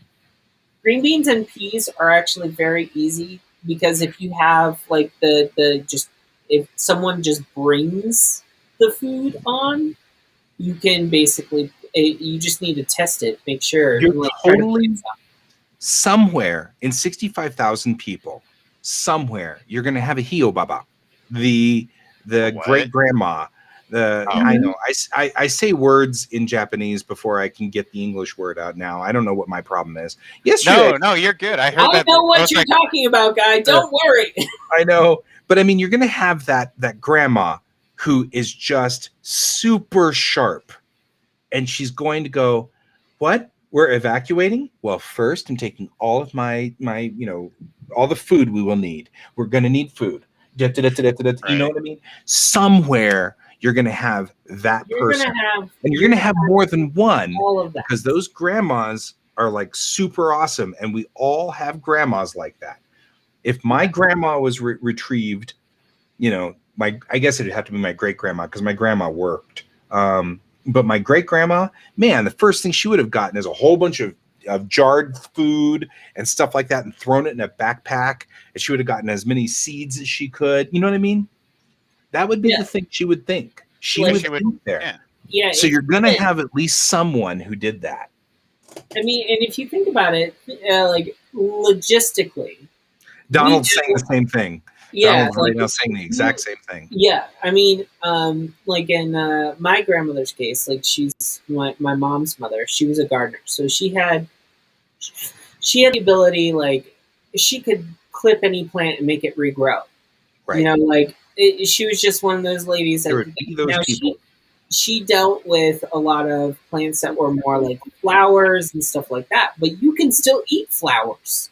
You Hmm. can still eat a lot of those things. So Dandelions grow like stupid. And in yeah, fact, that's one of the things that's interesting. I read all these books about alternate histories, and like they're making in the books that I was just talking about, the Women Astronaut series, they're talking about making dandelion alcohol on the moon because they can grow dandelions. Because the dandelions are growing in the freaking lunar regolith. Because dandelions will grow anywhere. not only that, dandelion root tea is actually one of those things that they recommend for cleansing your body. Sure. But also, it's more beneficial for women than it is for men. Really? So what I need to do is decide what foods made it. Because you're going to have the Hio Baba, who's going to be taking, being smart and sharp. And we'll definitely have marijuana. That's definitely a thing that's going to make it through. Okay, hold on. With that one, Donald, you have to be very specific. You need to have someone who found the female seeds, because male seeds do not make THC. They make the pollen that pollinates the female seeds that gives us the marijuana. But Donald's right. Donald's absolutely spot on. Somebody will have brought marijuana.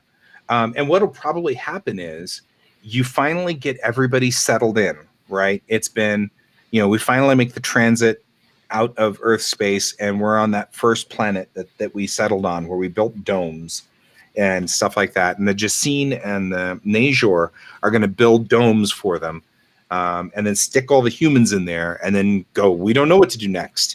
And all the humans are going to get together, and they're going to say, okay, what do we have? We've got 2 chickens, 6 kernels of corn.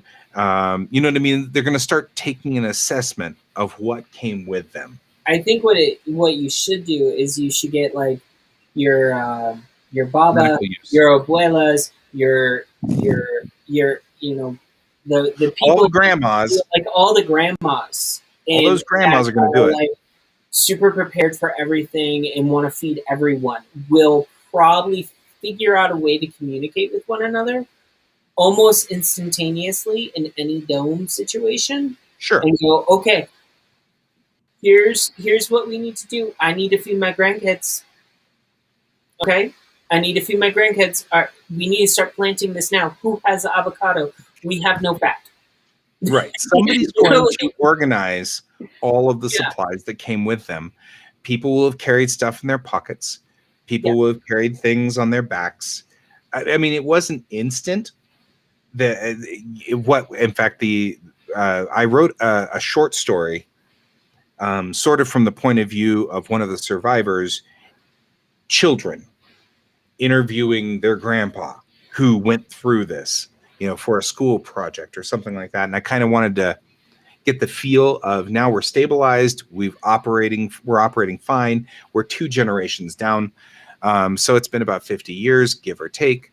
And that's enough time that, what happened, Grandpa? Tell me about living in the domes, and he's telling the stories of things that I kind of was thinking up. Like, one of the domes would have had to have collapsed at some point in time, killing off like 1/8 of the population right there. Mm-hmm. And, and like everything gets scarier and everything gets freakier, because they didn't get to Silver Cove, which is the planet that's like an Earth-like planet. They didn't get to that for a while. They started out on the moon in domes because it was the closest place we could throw people at and put them in a refugee camp effectively. And they stayed there for 50, 60 years before they moved on to Silver Cove, which is where the Unity started.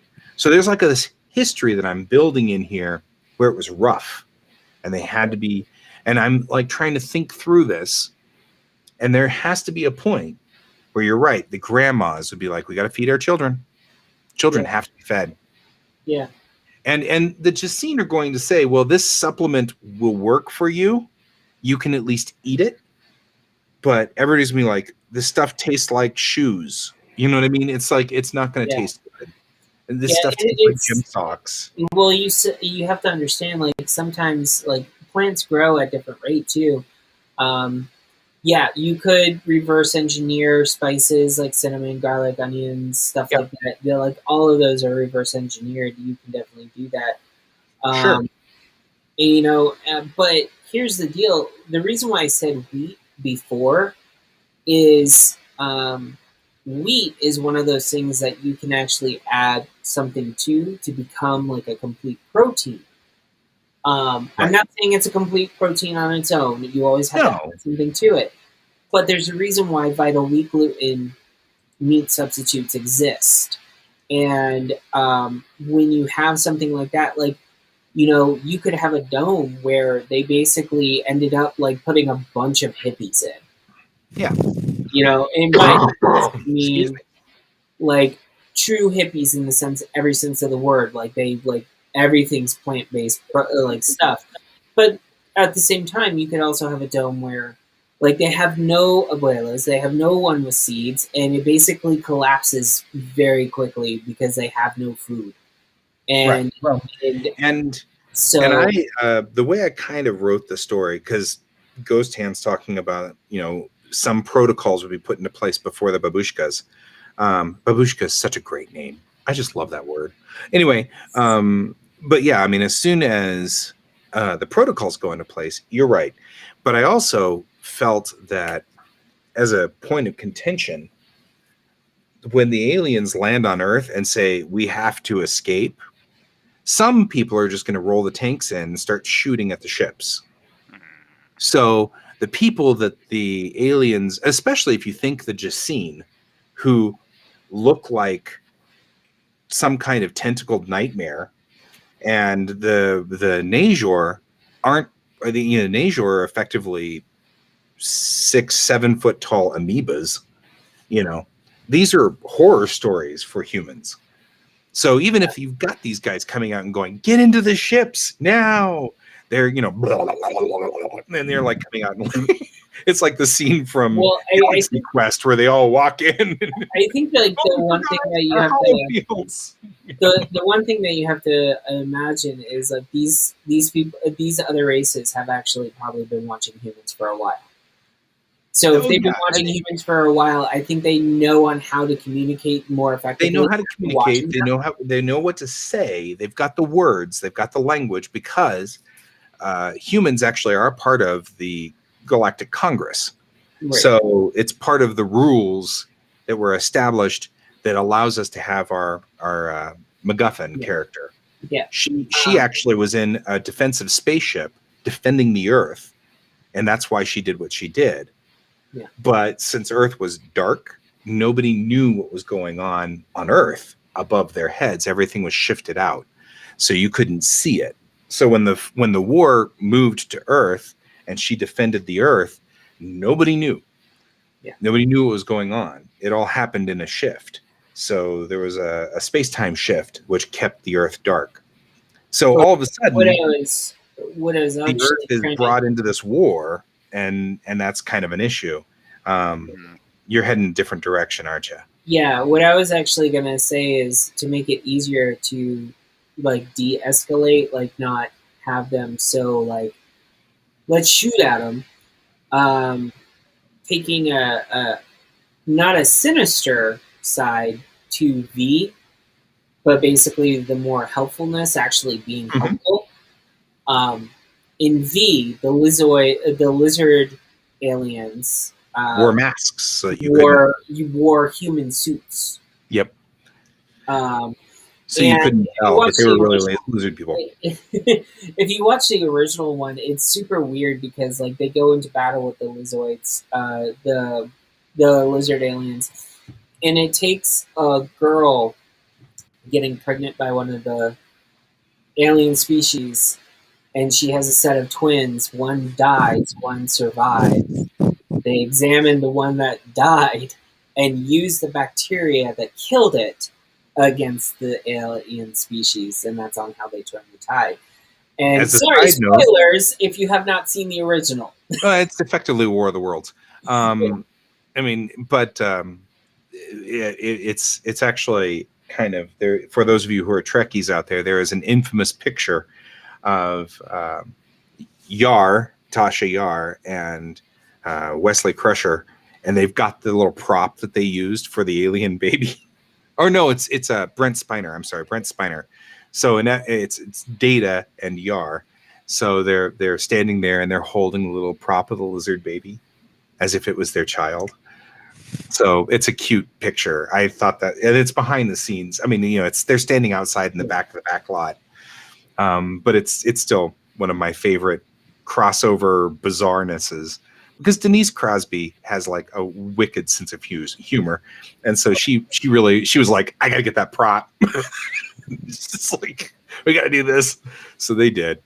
Yeah, and They could, and so the thought process here, by the way, is when the catastrophe happens to Earth, a lot of the mistakes that will be made are all because of time, pressure, on the coalition, which is what it's called at the time, the coalition that's working to fight against this. They didn't expect the character to solve the war. So she solves the war, but ends up accidentally sacrificing Earth to solve the war. Yeah. In doing so, the coalition immediately goes into rescue mode, trying to rescue as many people off of Earth as they can. So what happens is all of these mistakes are going to occur because there are humans involved in the coalition government, but they're all way far away.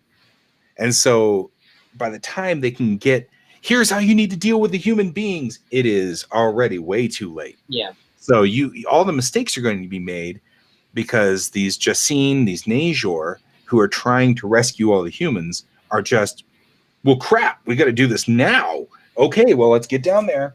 And they're used to interfacing with humans in the Congress, and the humans that are in the part of the coalition who are already adjusted to Jacine and Najor. Yeah. And then they show up on the planet. They're like, hey, guys, blap. They get shot. Right. It's like, we're here to save everything's you. fine. Yeah, I know. So all of those mistakes are going to occur because of communication problems, not because you're absolutely right. They could project an illusion. I mean, the Jacine are already projected holographically. They have to be, because they come from a high pressure gas world. Yeah. So they live in pipes underneath the decks of ships, where they're all high pressure. And they're not very big. They're only about this big. So every Jacine you see hanging out with everybody else is a hologram. Yeah. Because they're all being holographically projected. So they certainly could project themselves as human beings. Yeah. They just don't, because they didn't think about that.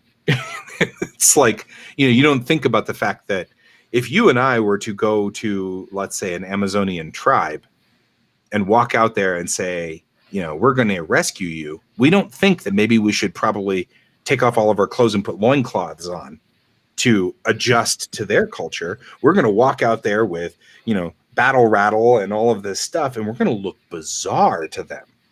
You don't think about that. You're just like, we got to rescue these people. We're going to get there and rescue them. We got guns. We've got, backpacks. We've got armor. We've got camouflage. You also have people probably in that scenario that wouldn't know exactly what's going on, would have a hard time grasping what's going on. They're like, oh, that's a good point, Donald. Yeah. I'm sorry. And you would have to like really think like, okay, what exactly, like, because I mean, to go to Prime Directive point, and I understand Ghost Hand saying Prime Directive, but like, for the point of bees, bugs can be frozen and brought back to life once they become warm again. Mm-hmm. So what if you just had like a horticulturalist that basically also was an amateur bug person? They had like a colony of honeybees. They grab a queen Yep. Like that's Have still honey. young. Yep. And I think that's what I'm probably going to do is the same thing I have done with everything else. I will probably take all of the key ingredients of civilization and then roll randomly on a dice yeah, and see which one made it and which one didn't. Yeah. And then build the story as to why we have wheat, but we don't have honey, or build a story why we have honey, but we don't have wheat. And by the way, I wanted to comment real quick. Ghost Hand was commenting about the Aquila Rift. The thing that's cool about the Aquila Rift is that actually exists in Bellatrix Rising, but it's a big battleground because it's actually a spot. So there's this open zone between the stellar gas area that is where we are in our local group and the Hyades cluster, which is really near us, which is another group of stars. And then way past that is the Orion structure, which is where Bellatrix lives.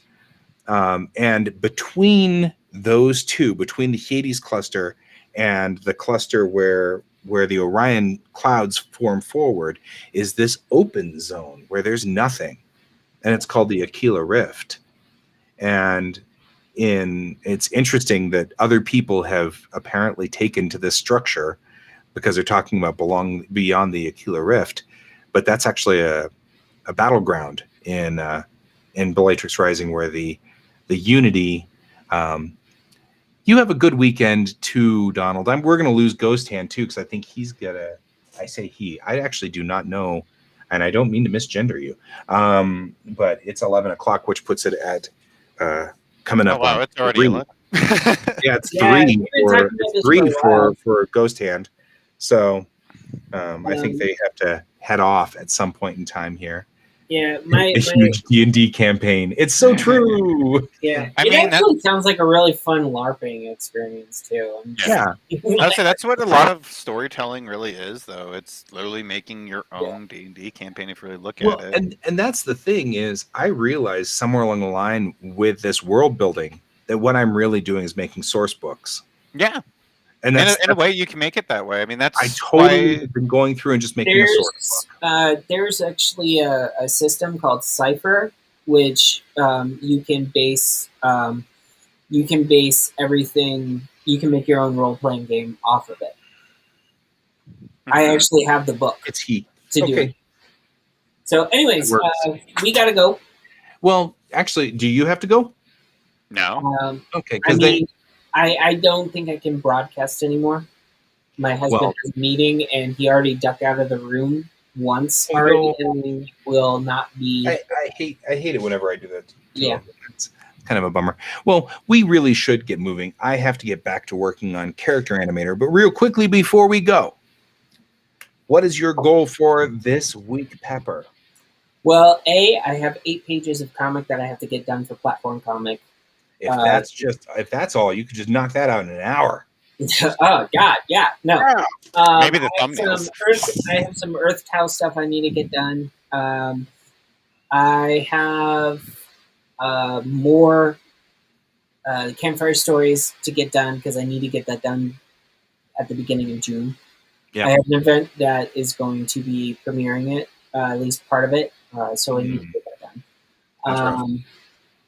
The other thing is, I need to get some paints done.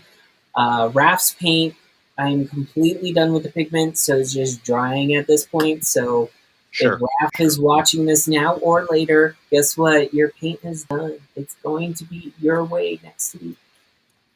And even if it's not fully dry, I'm still going to give it to you because I don't want it in my house anymore.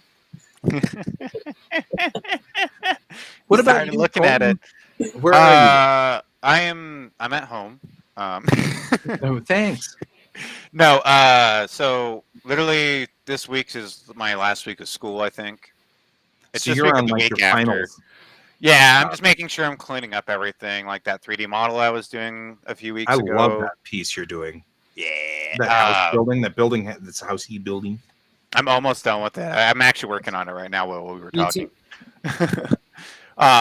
Pretty much it's like I already have an A on it. But my teacher was like, hey, here's some critiques you can do if you want to take it a little bit further. I'm like, sweet. But then I found out we're not doing the texturing in this class, and I was really disappointed and bummed about that because I really wanted to do the texturing and all the colors and everything. He says, no, I think that's going to be the next class, which is like Gaming 201. But Gotcha. I finished one project last night, which was my anatomy class, figure drawing. That literally was take two pictures of these people that you have to find a good 2 pictures that they had and create a scene with them. Gotcha.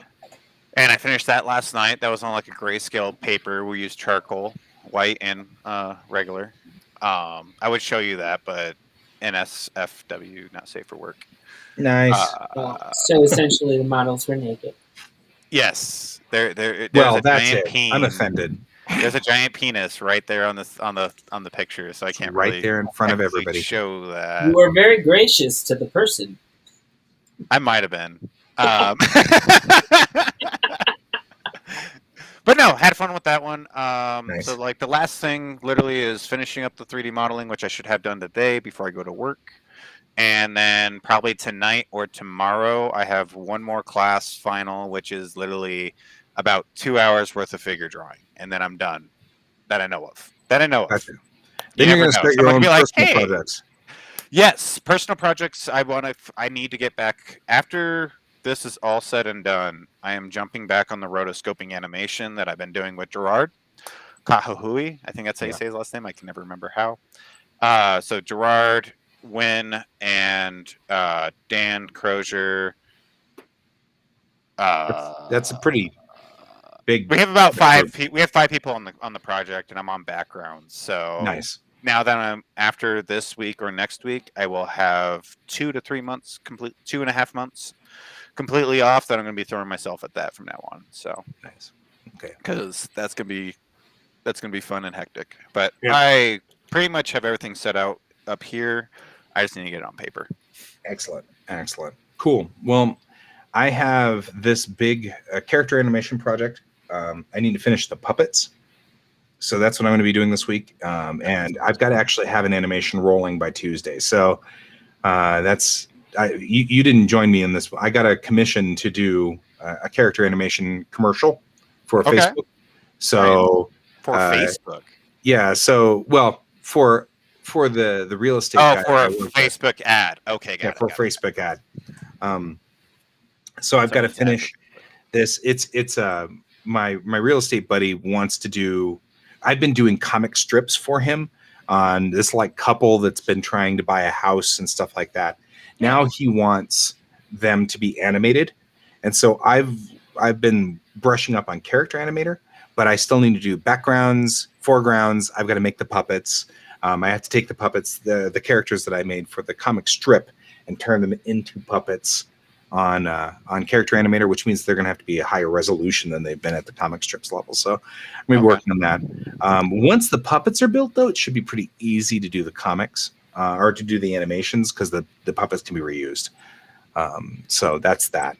That's my battle plan. Real quickly, Donald. Yes, the Aquila Rift is between us and the Horsehead Nebula.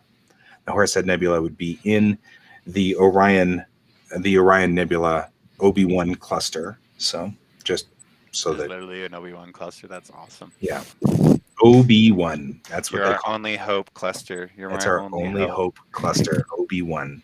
It's actually kind of funny that. It would be very weird if we actually made it there and we found out that Star Wars was literally their history. Right. It actually means O stars and B stars, but yes, it's still kind of a thing. So I'd be happy. You've been picked up on this? What? It's cute. Anyway, so that's my goal for this week. Sweet. To do that, and then that should be fine. I also will be continuing doing my work for Bellatrix Rising. I love some of the stuff we came up with today. Thank you guys for being my think tank. And that includes Ghost Hand and Donald, who both were part of this wonderful think tank today. So that's cool. And I'll be continuing that. I think I'm going to try to finish up doing the Kitty Wakes deck plans so that I can start building sets. Because once the deck plans are complete, I can build the sets inside there, and then we can then render those sets for the comic. Uh-huh. So that's a thing. I just need to build up the structure for that. Shouldn't be a problem though. So cool. Well then, I guess that's us for today. So thank you guys all for joining us. I'm going to turn that off and switch over to this button. I've got to click buttons. Thanks for joining us, Colton. Thanks for joining me, Pepper. Thanks for the invite, like always. And really I'll enjoy see you these. guys next week. And next Monday, I'll be working on Springs. So if you guys want to join me for Springs, that'll be good too. So until then, everybody, as usual, keep your eyes on the stars. Bye-bye. Bye-bye.